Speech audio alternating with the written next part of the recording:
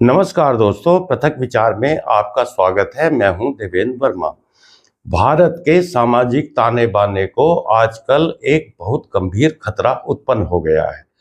पहले खबरें आया करती थी कि पति ने अपनी पत्नी की हत्या करा दी या भाड़े के हथियारों से पत्नी को रास्ते से हटा दिया।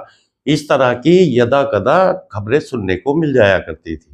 लेकिन लगता है कि 2025 में ये पैटर्न एकदम उल्टा हो गया है।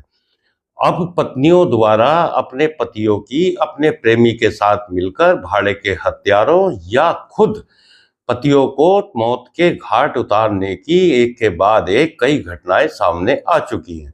ताजा मामला है इंदौर की सोनम रघुवंशी का, जिसने अपने पति की हत्या हनीमून के बहाने उसे शिलोंग ले जाकर भाड़े के हत्यारों से करा दी और खुद को विक्टिम साबित करने के लिए उसने एक कहानी रची। हालांकि वो अलग बात है कि पुलिस जांच में उसकी उस कहानी का पूरी तरह से पर्दाफाश हो चुका है और अब तो ये पूरी तरह से साबित हो चुका है कि खुद सोनम ने ही अपने पति की हत्या कराई और न सिर्फ हत्या कराई बल्कि हत्या के समय वो घटनास्थल पर मौजूद भी रही।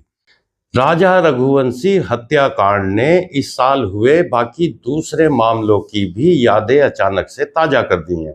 आपको याद होगा मेरठ का सौरभ हत्याकांड, जिसमें उसकी पत्नी मुस्कान रस्तोगी ने अपने प्रेमी साहिल के साथ मिलकर 3 मार्च को अपने पति की हत्या कर दी और शव के कई टुकड़े काटकर उसे नीले ड्रम में सीमेंट के साथ भरकर जमा दिया और घूमने के लिए मेरठ से बाहर निकल गए। पुलिस ने तत्परता से इसकी जांच की और हत्यारों को उनके अंजाम तक पहुंचाया।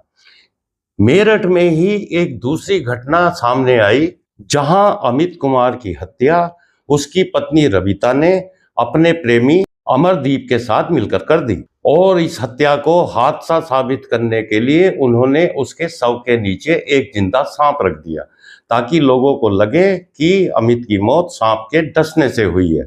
रविता की इस कहानी पर जब परिवार वालों को शक हुआ तो उन्होंने पोस्टमार्टम की मांग की और पुलिस ने जब पोस्टमार्टम कराया तो उसमें अमित की गला घोंटकर मारने की पुष्टि हुई। यानी मेरठ में ही इस दूसरी घटना में एक पत्नी ने अपने पति को अपने प्रेमी के साथ मिलकर साजिशन मार डाला। इसी तरह इसी साल बिजनौर में भी पत्नी ने अपने पति की हत्या कर दी।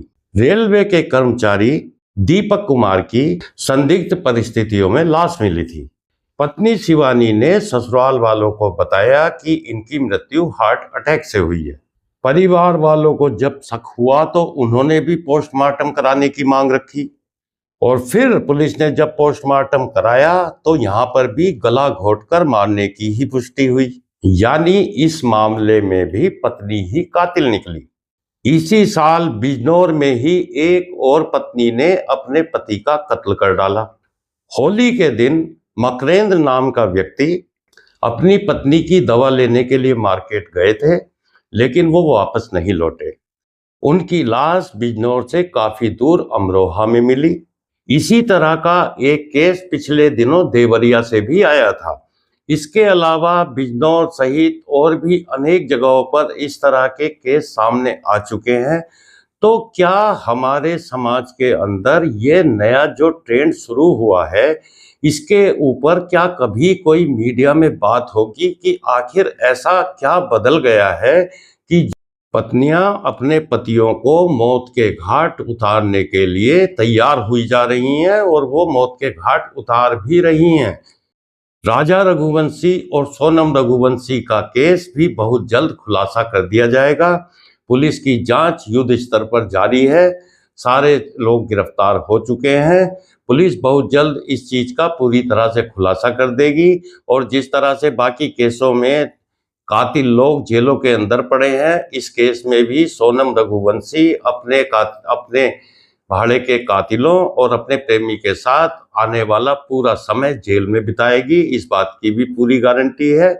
लेकिन सवाल तो ये खड़ा होता है कि आखिर ये जो नया ट्रेंड शुरू हुआ है, ये जाकर रुकेगा कहाँ?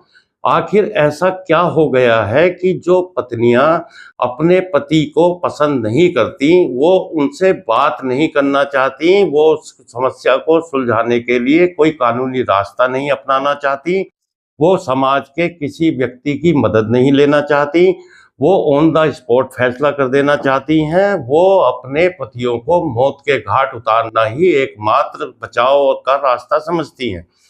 ये सोनम रघुवंशी के मामले में भी यही सुनने में आया है कि उसका अपने प्रेमी राज कुशवाहा से काफी समय से चक्कर चल रहा था।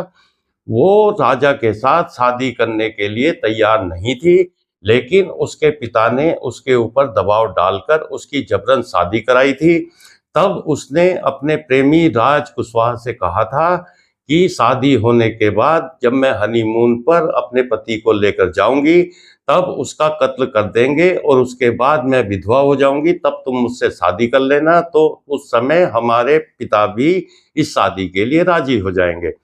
यानी कि ये सोनम रघुवंशी, जिसने अपने पति की इतनी विभत्स तरीके से हत्या करा दी, अपने सामने हत्या करा दी, उसने उसके अंदर क्या इतनी हिम्मत नहीं थी कि अपने पिता से बात करके शादी के लिए इनकार कर देती, और यदि पिता उसकी बात नहीं मानते तो विद्रोह कर सकती थी। लेकिन उसने ऐसा कोई भी रास्ता नहीं चुना। उसने चुना ये खतरनाक रास्ता। समझ में नहीं आता कि ये जो इस तरह से पत्नियों द्वारा पतियों की हत्याएं कराए जाने का ये एक सिलसिला शुरू हुआ है, आखिर इसको रोकने का उपाय क्या है? ये जाकर रुकेगा कहाँ? तो आज के वीडियो में इतना ही। दोस्तों, आपसे निवेदन है कि चैनल को सब्सक्राइब करें, वीडियो को लाइक करें और कमेंट भी जरूर करें। नमस्कार।